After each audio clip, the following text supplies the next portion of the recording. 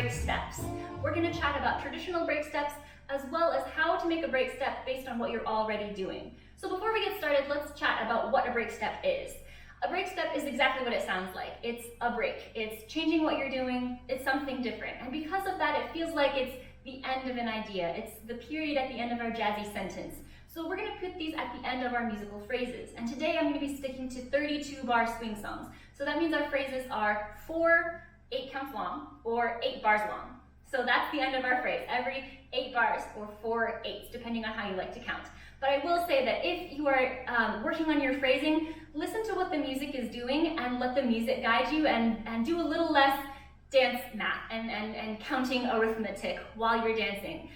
Right, we gotta let the dancing still happen while we're working on our phrasing. So with that, we're gonna get started with a warm-up. Today I'm gonna be working with music from Jen Hodges' new album called Girl in the Groove. I'm gonna link to it below, and I would really highly recommend checking it out. It's divine, it's wonderful, and so is Jen. So go and support her, buy her music, and enjoy the music that we get to dance to during class. We'll start with a warm-up, follow along as best you can, and we're just gonna get ready to dance.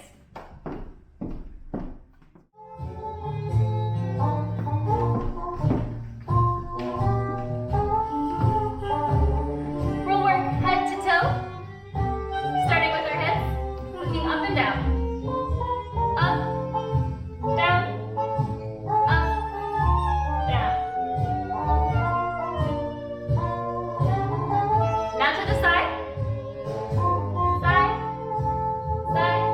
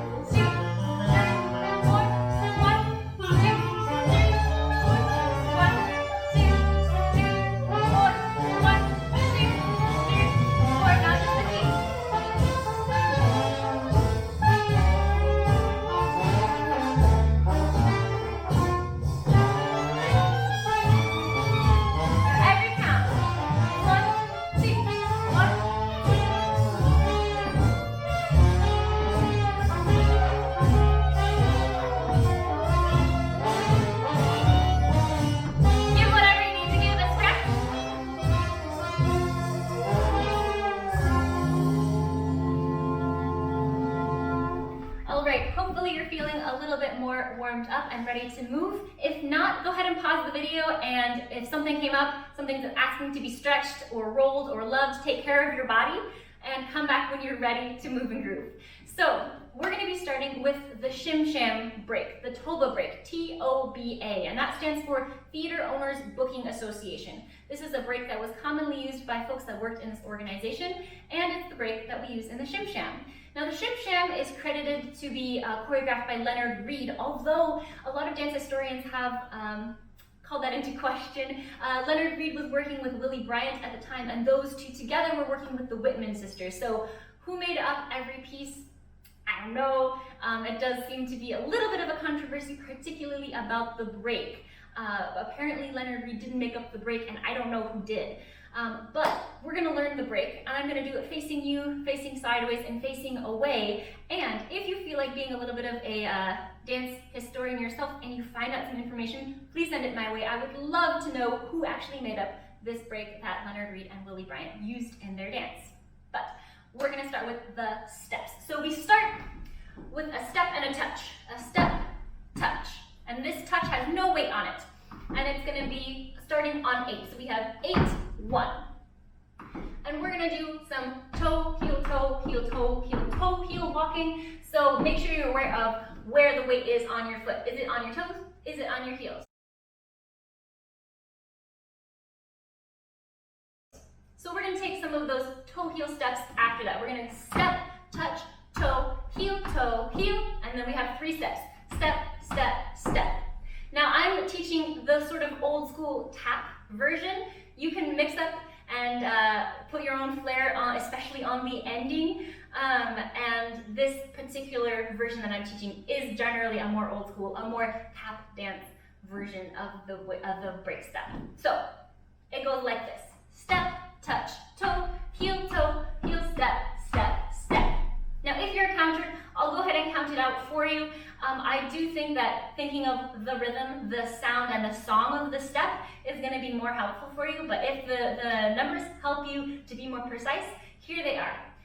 8, 1, 2, and 3, and 5, 6, 7. I'll go ahead and show that step facing you, facing side, and facing away, and then we'll move on to some other breaks. Here we go.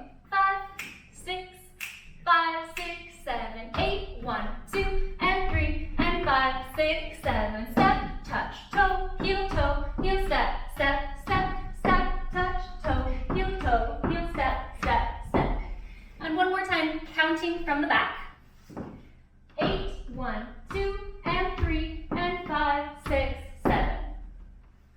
There we go. Another common ending is step, touch, toe, heel, step, out together. And especially if you're wearing tap shoes, it's kind of fun to go out and really smack your heels together. Being careful of your ankles, of course. Anyway, that is our Shim Sham break step. Let's move on to our second break step, which is the Norma Miller break step. It's going to still start on 8, and we're going to step, and instead of a touch, we're going to triple step. So we have 8, 1, 2, or step, triple step, hop, step, and we're going to hop, lock, turn. So similar idea, we're still kind of moving back. We have that toe, heel action. And I'll go ahead and count it out for you so you can see how it works. 8, 1, 2, 3, 4, and 5, 7. And when I said 4, I mean 3 and. So I'll go ahead and dance it towards you, to the side, and to the back. 5, 6, 5, 6, 7, 8, 1, 2, 3, and 5, 7, 8, 1, 2, 3, and 5, 7, step, triple step, hop, step, and turn around.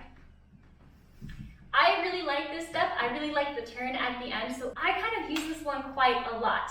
So I'm going to do it slow motion just so you can catch all of the details, and then we'll move on to our last traditional break step. So I'll go ahead and do a slow motion facing away. Step, triple step, hop, step, around. And I will say that for that lock step, when you're hopping back, the more in line your feet are already, and the closer they are together, the easier it will be to untangle your feet. Although, that is also a fun little styling, to leave your feet crossed, so long as you can uncross yourself when you would like to. All right, we have one more break step, and it is the break from the Tranky Do. And the Tranky Do is a dance, if you aren't familiar with it, that was a really common dance way back when. Frankie Manning choreographed it for his dancers, the Congaroos. And we're not exactly sure which version he choreographed. There's the Tops and Wilda choreography, and as the research shows that I've done, we're not really sure if Tops and Wilda choreographed that particular version, if they're doing Frankie Manning's original choreography, or if the Spirit Moves folks are doing Frankie Manning's original choreography. So exactly who made up what version, it's a little fuzzy, but as usual, if you are doing some research and you find something, please send it my way. I would love to have some clearer information. But I will link to a resource that you can check out below that I got a lot of useful information from. But the Tranky Do break looks a little like this. We're going to start with a half break, which is a step, step, and a kick, ball change.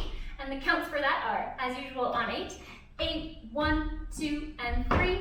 And then I'm going to kick across, step across, and then do that nice lock turn, just like with our last break step. So that looks like, all together, 8, 1, 2, and 3, 4, 5, 6, 7. And you can untangle your feet at the end if you like. So I'll go ahead and do that facing you to the side and to the back again, and then slow motion at the end, just for fun, just for clarity. Here we go. 5, 6, 5, 6, 7, 8, 1, 2, and 3, 4, 5, 6, 7, 8, 1, 2, and 3, 4, 5, 6, 7, 8, 1, 2, and 3, 4, 5, 6, 7, 8, 1, 2, and 3, 4, 5, 6, 7. So there we have the Tranky Do break. All right, now that we have a few breaks under our belt or refreshed, we're gonna try this out with some music. We'll do a nice little phrase, 3 things and then a break, or 3 eights and then a break, and we'll just go through each of those breaks. Once again, that order was the Shim Sham break, or the TOBA break, the Norma Miller break, and then our Tranky Do break, and those last 2 end with some turns. So if you are new to doing jazz steps, I would love to throw out the idea of doing some tacky Annies. Tacky Annies look like this: ball change, touch, touch, touch, step, ball change, touch, touch, touch, and a step, ball change, touch, touch, touch, and here we do the break. Because a set of tacky Annies is 1 8, so we do 3, and then the break to finish off the phrase.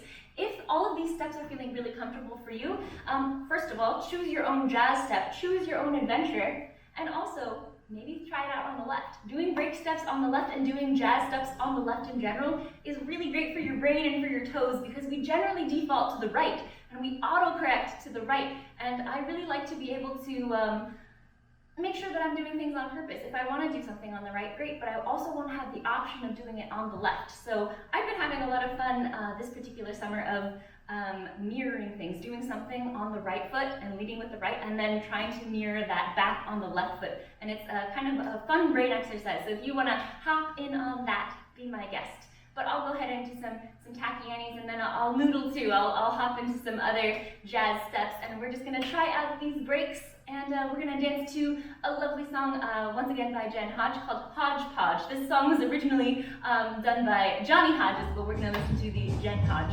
version of it.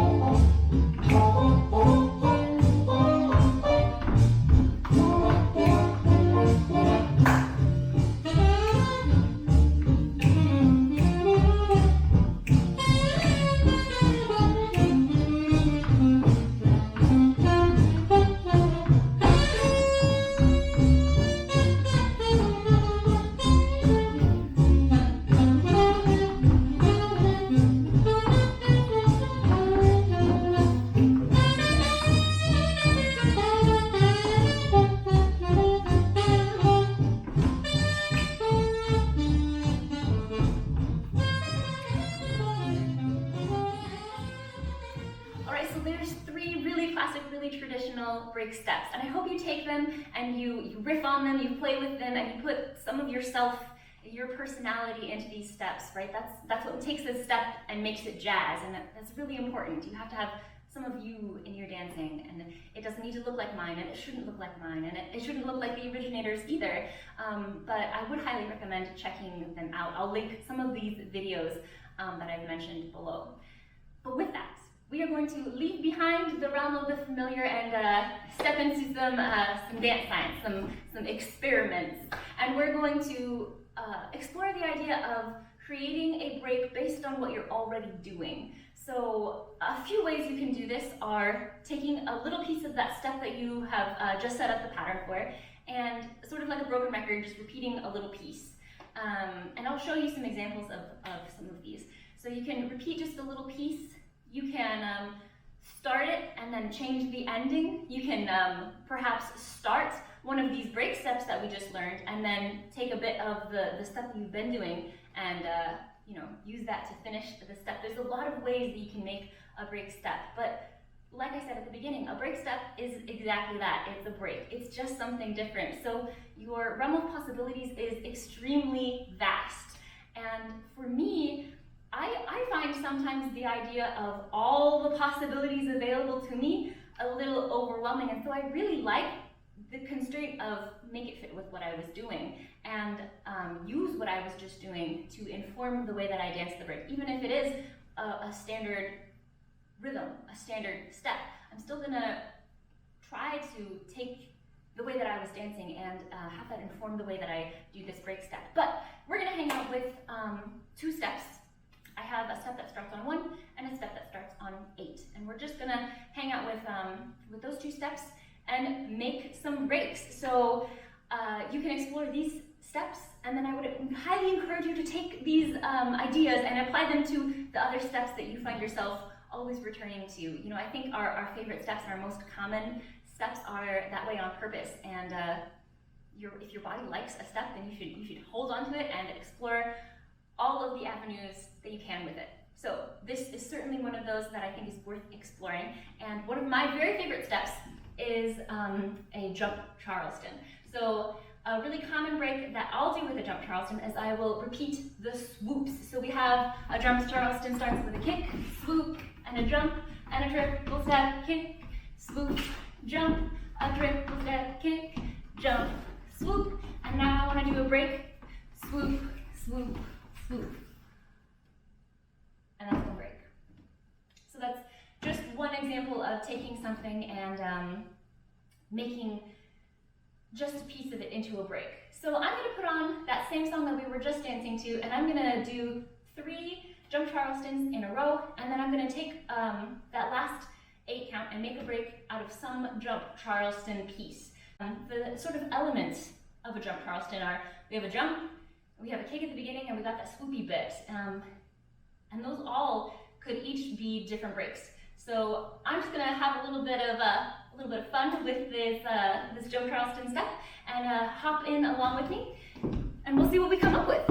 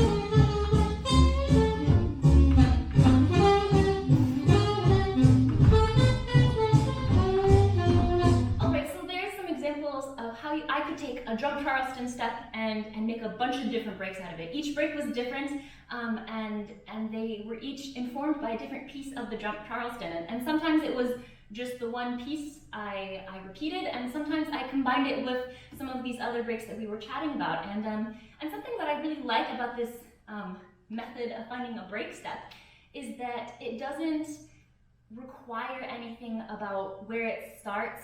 It just has to be done by the phrase, right? So I was doing a step that starts on 1, and often that means that it lasts through the beginning of where the break might be. And I made it work. I did start some of these breaks on 8, and I made it work, but I like having other options. You know, if I'm starting things on 1, maybe I want a break that starts on 1, and the traditional breaks usually start on 8. So more options is always good. So we're gonna move on to a step that starts on 8. I'm gonna hang out with fall off the logs, and we'll do the same thing. Have a little explore. We'll hang out with repeating a piece and combining pieces with break steps, and you know, of course, you can also take a piece that is not necessarily part of the step. Maybe it's simply the aesthetic that you were dancing with, and you're just going to make up something different.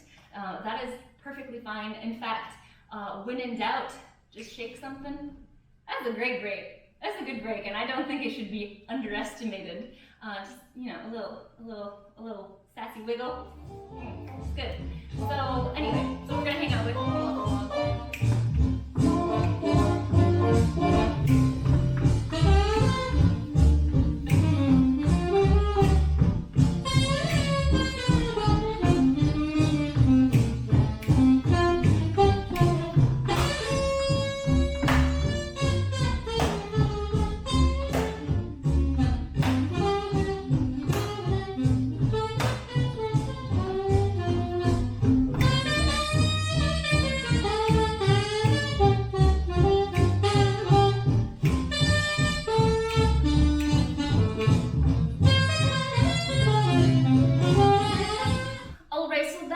to the end of class. I do hope that you take these traditional break steps, play with them, riff on them, make them your own, and I also hope that you take your own dancing and make some cool new steps.